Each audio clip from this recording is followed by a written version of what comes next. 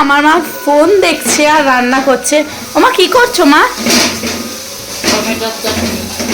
আমি বলছি যে আমি কোনো তরকারি দিয়ে খাবো না, তাই মা টমেটো চাটনি করছে। আমি বলছি টমেটো ছাড়া আমি কিছুই খাবো না। এই আবদারটা শুধু মার কাছেই রাখা যায়, তাই না মা?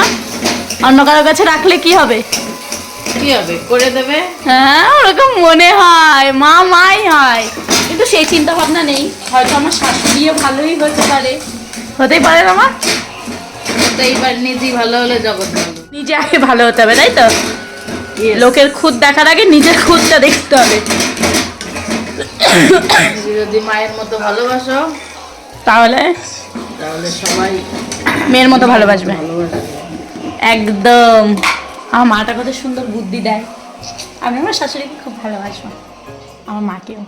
আমার মার সামনে একটু বললাম, কিন্তু আসলে আমি দুজনকেই ভালোবাসবো।